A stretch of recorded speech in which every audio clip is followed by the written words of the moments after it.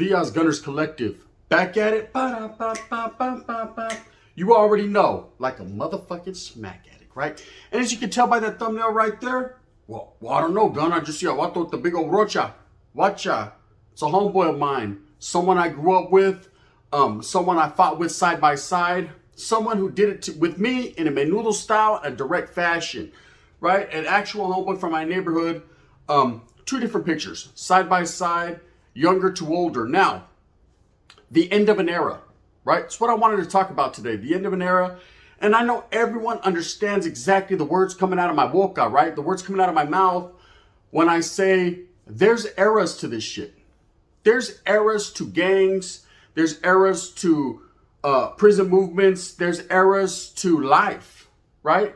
You go into one and come out that motherfucker either a changed man or the same old baboso, right? And then you go into another era and you watch change before your eyes, and a lot of the stuff changes you don't even notice. Then eventually it's like one day, folks, I thought we used gas. Now it's electricity, right? You don't even know what's going on.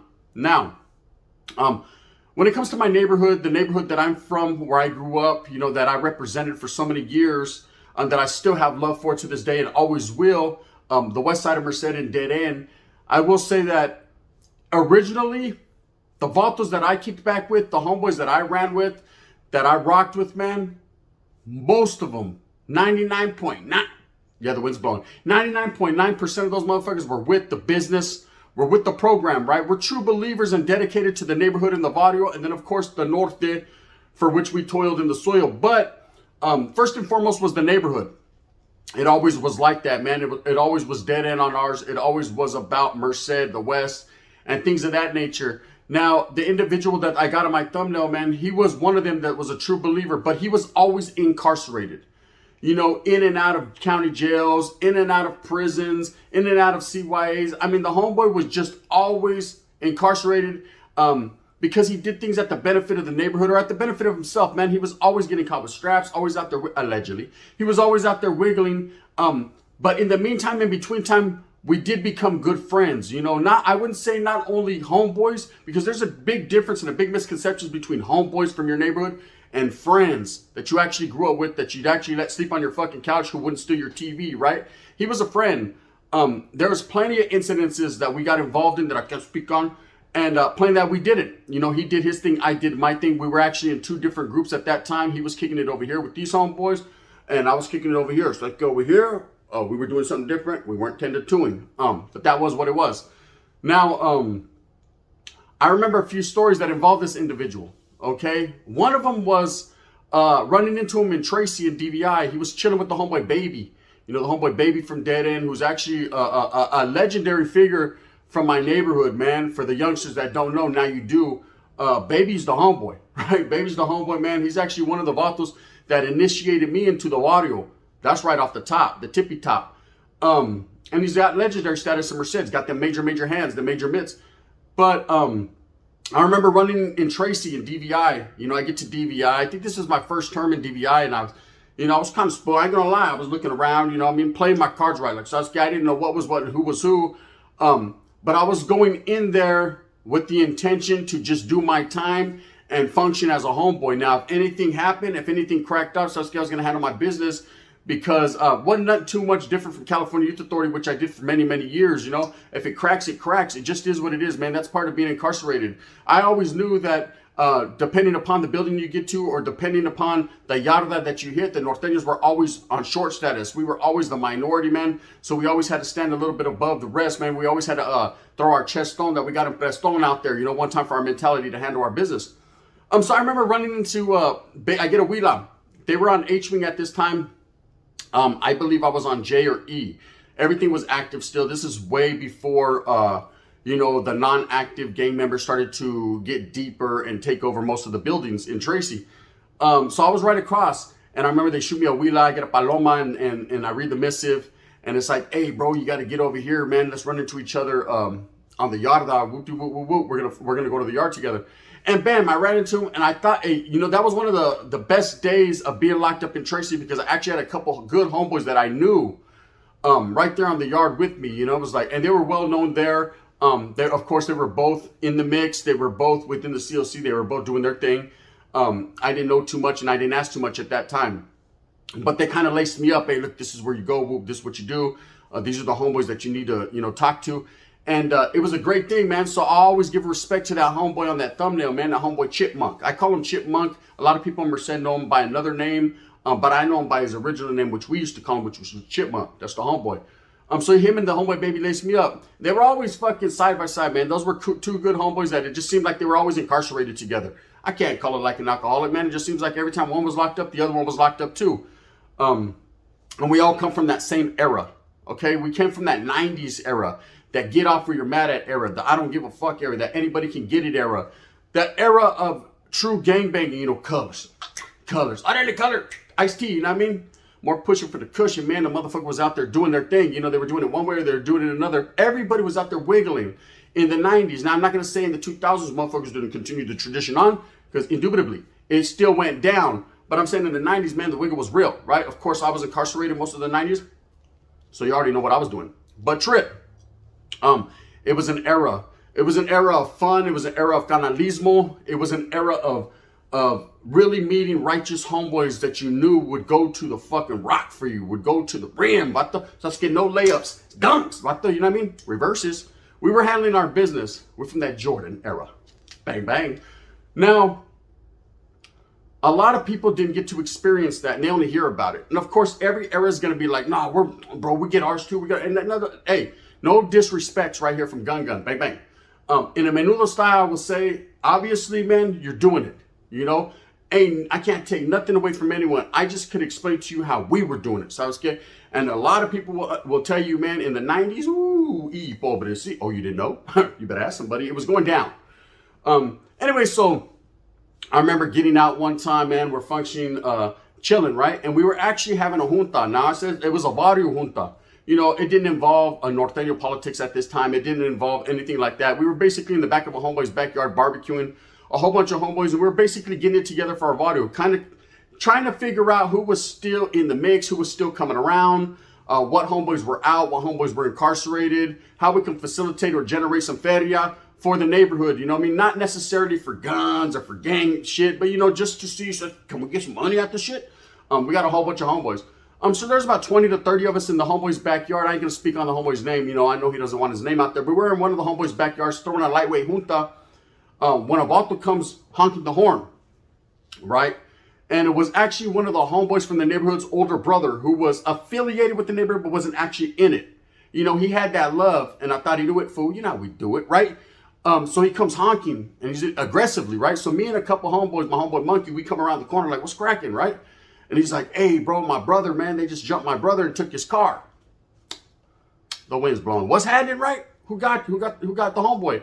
Now, you got to understand that the homeboy at this time had functioned in Pleasant Valley Yard on a soft yard, on a bad yard, right? I guess he went to Pleasant Valley. That's where they placed him. He didn't know no better, or maybe he did, man. I can't call it. But he stood there. He stood there and did his little 8-9 months time that he had.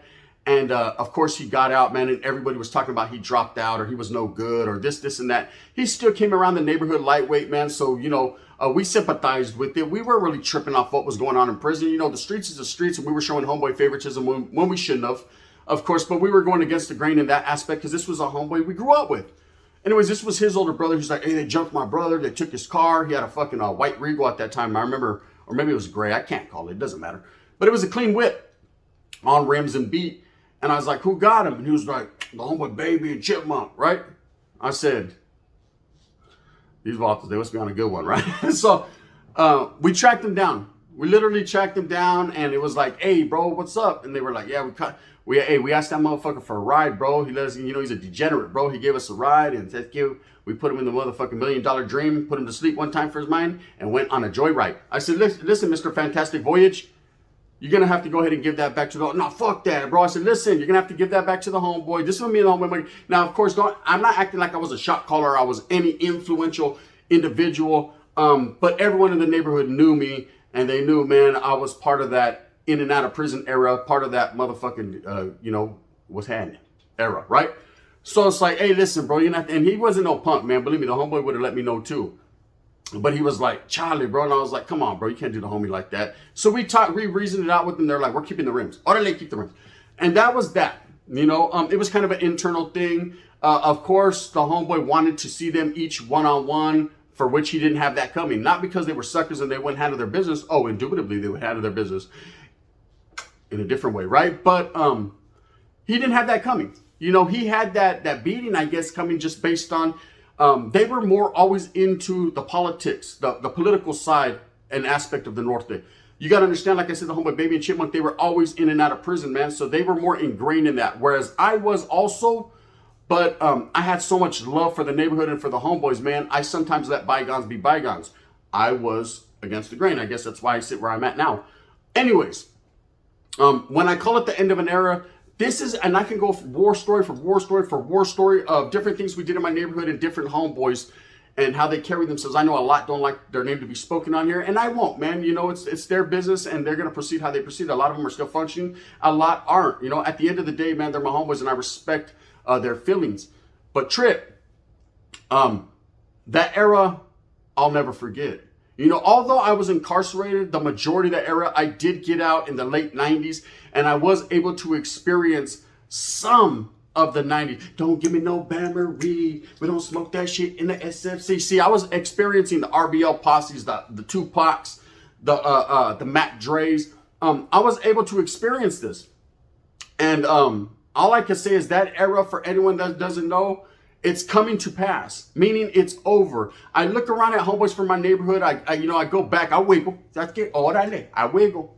Let me catch me if you can. I be dipping through the neighborhood and in an unmarked vehicle, dipping. Right. I be dipping through the neighborhood, and I actually look around and I don't recognize anyone anymore. I still see some of the old houses, some of the old spots where we used to kick back, where, you know, the dead end store where we used to fucking go get pisto and go meet up. I see the dead end park. Of course, it's always dead, empty, where we used to go meet up. I go to Mac Park, man, and go trip out. And it's still flooded, man, with the same old riffraff. But at the same time, man, a lot of the old heads that I remember from my time are gone, you know. A lot of guys from the 90s, from my era, are either incarcerated, doing all day, every day, and nothing but that day, or they're gone.